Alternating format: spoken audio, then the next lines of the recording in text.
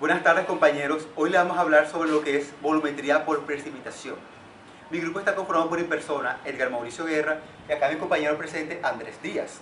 Nosotros somos estudiantes de la Fundación Universitaria del Área Andina de la carrera de Ingeniería de Minas. Bueno, principalmente les voy a hablar sobre lo que es volumetría de complejos. Como todos sabemos, también conocida como complejometría, se basa en la formación de un complejo soluble mediante la relación de la especie que se valora, o sea, generalmente un ion metálico, y la solución valorante que constituye el agente acomplejante. Así, la aplicación fundamental de esta técnica está dirigida a la cuantificación de elementos metálicos por medición volumétrico del complejo soluble formado. En química se denomina complejo a una entidad que se encuentra formada por una asociación que involucra a dos o más componentes, unidos por un tipo de enlace químico. El enlace de coordinación, que normalmente es un poco más débil que el enlace de covalente típico. También, la formación de complejos en solución desempeña un papel importante en muchos procedimientos analíticos. En ciertos casos es necesario agregar un agente acomplejante para evitar una reacción no deseable. Bueno, ahora les voy a hablar sobre la volumetría por precipitación. Las titulaciones de precipitaciones son una forma útil de determinar los haluros de forma rápida como cloruros, bromuros y ioduros. Este tipo de titulaciones involucra el uso de agentes precipitantes como nitrato de plata y por ello se conoce como argentométricas. Existen tres métodos que se utilizan para detectar estos cationes en una muestra, que son el método de Mohr, Bohr y Faján. Métodos de titulación por precipitación. Método de Mohr. El método de Mohr utiliza el nitrato de plata para precipitar los haluros, como los cloruros, bromuros, en presencia de un indicador de cromato de potasio. Cuando una solución con un cloruro reacciona con la solución estándar de nitrato de plata, el resultado es la formación de cloruro de plata. Bueno, ahora vamos a hablar sobre lo que es el método de Borchardt. Se utiliza para la titulación de cloruros, bromuros y ioduros en un medio ácido. Al inicio, una cantidad de exceso conocida de nitrato de plata reacciona con la solución de cloruro. Cuando todo el cloruro se convierte a clorurato de sodio, se utiliza el ion tiosinato para que reaccione el exceso de plata en solución. Luego de que toda la plata se haya consumido en la reacción con tiazimina, el exceso de tiazimina reacciona con el del sulfato férrico de amonio y resulta un cloruro rojo causado debido a la formación del complejo de la tiaziamina fiórrica. Ahora vamos a hablar sobre lo que es el método de Faján. Este método se utiliza en una reacción entre el indicador y el precipitado formado durante la titulación.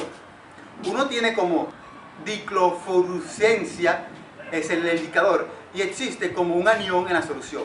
Al precipitar el cloruro de plata, debido al exceso de cloruros, se forma una capa de estos iones fuera de las partículas del precipitado, lo cual se conoce como una capa primaria. Luego se elimina el cloruro de plata rodeado en las partículas, lo cual hace que en este caso la diclofluorescina es atraída por la capa primaria, produciendo la capa secundaria. Aplicaciones. Valoración de ion cloruro en agua potable mediante el método de Mohr. Análisis de ion bromuro en la orina para determinar de exposición de bromuro de metilo. Análisis de yoduro para la determinación de estruma. Determina el contenido de yodo en la sal. Determina el contenido de yodo en especies acuáticas como algas. Bueno, mi nombre es Jorge Andrés Mejía y la volumetría de complejos, por una costumbre histórica, el término complejo se utiliza principalmente para describir aquel tipo de estructura molecular que usualmente se encuentra formada por un átomo central, el cual nos frecuencia en catión metálico. que se encuentra enlazado a un arreglo ordenado de otros grupos de átomos que lo ordenan llamados ligandos. Esta última sección es también conocida como entidad de coordinación. La formación de complejos en solución desempeña un papel importante en muchos procedimientos analíticos. En ciertos casos es necesario agregar un agente acomplejante para evitar una reacción no deseable. Por ejemplo, una de tartatro forma un complejo con el hierro y lo mantiene en solución mientras se hace precipitar el níquel.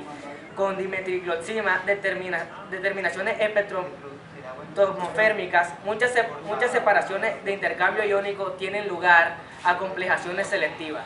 Un ejemplo, la disolución de nitrato de plata a 0,01 molar, se calcula la masa en gramos de nitrato de plata necesaria para preparar 100 mililitros de disolución a 0,01 molar.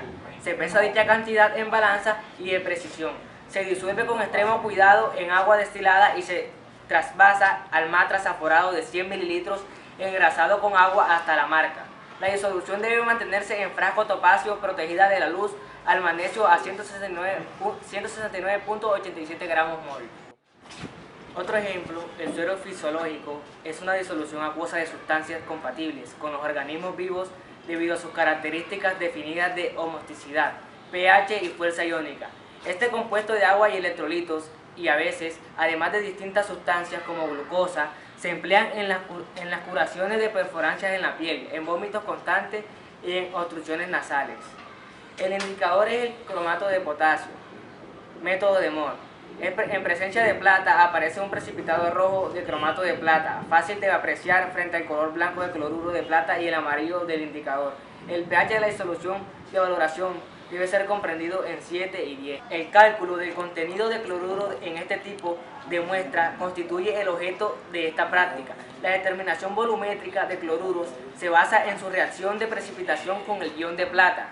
El punto final de la valoración se detecta con la aparición de un segundo precipitado. Por otro lado, el ion de plata se reduce fácilmente a plata metálica por la acción directa de la luz solar, por lo que es conveniente realizar las valoraciones lo más rápidamente posible y preferiblemente en lugares con iluminación difusa.